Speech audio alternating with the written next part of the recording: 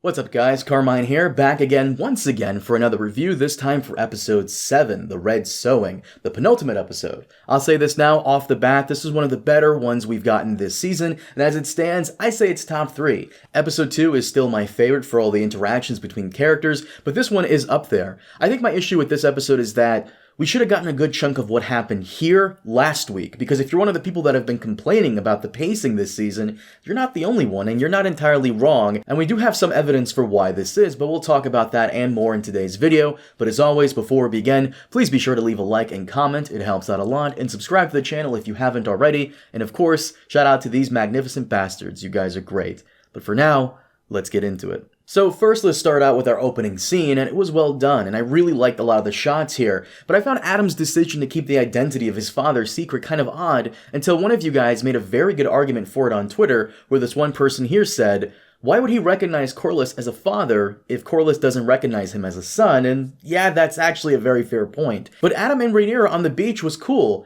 However, on the topic of Corlys, real quick, you guys realize we can't all criticize Alicent and Rhaenyra for not having much of a storyline when Corlys did even less this season than he did last season. I feel like a majority of his time on set was spent shooting those dock scenes in one day and that was it. But he also somewhat fucked with the lore when he said that his people are of old Valyria but they're not dragon lords, which is supposed to be a way of explaining why Velaryons, like himself and his brother Vaemon last season, didn't have dragons. But that's not really true since we know, in the books at least, that Targaryens and Velaryons have married into each other for a long time, even before the unification of the Seven Kingdoms. So technically, Corlys should have a drop of dragon blood in him somewhere, which begs the question, how much of it do you really need? Is one drop enough, or do you need to have something more? The situation with Seasmoke and Adam, I guess you could explain as his mother having a bit more Targaryen in her than Corlys does. For those of you wondering, the reason Laena and Laenor were able to ride dragons is because Rhaenys herself was Targaryen. So I'm assuming Adam's mother was a dragon Z2, and that's why Seasmoke was able to bond with him a bit more. We'll get back to this in a minute.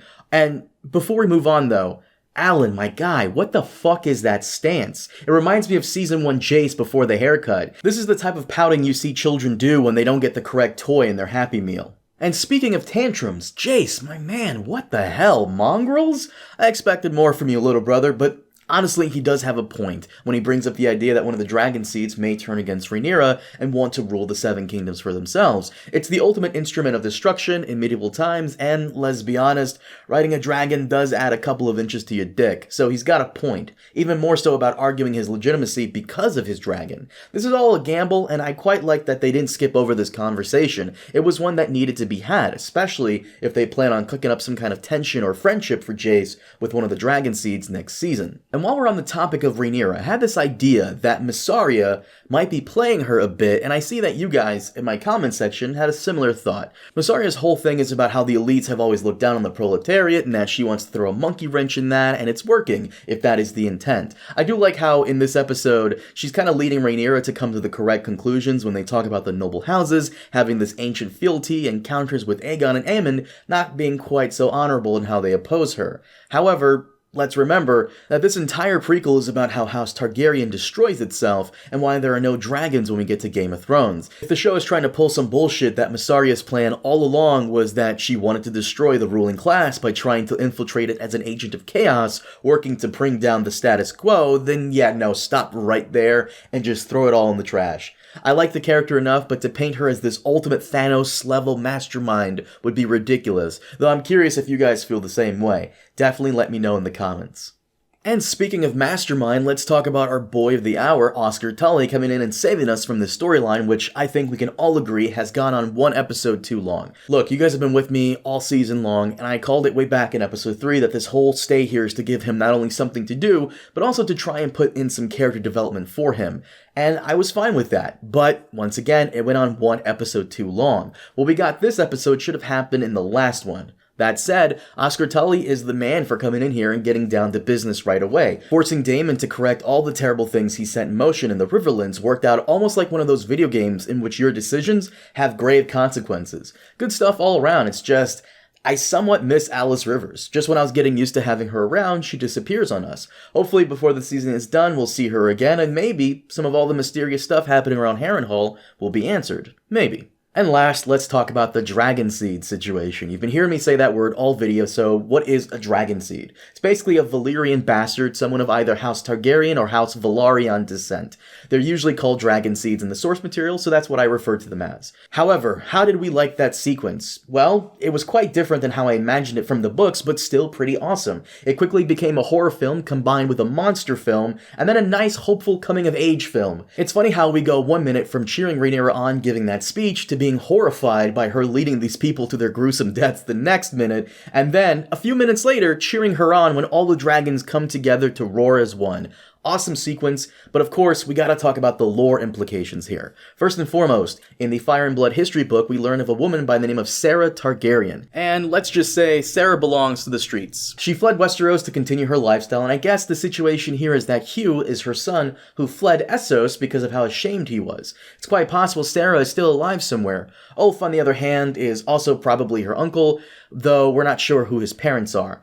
Personally, I'm indifferent. It doesn't really change much, and it's a way for Ryan Condal to throw book fans a bone, which I appreciate. But for me, it's whatever. The dragon selection process, once again, was fine, but I expect them to do a Mortal Kombat type of situation.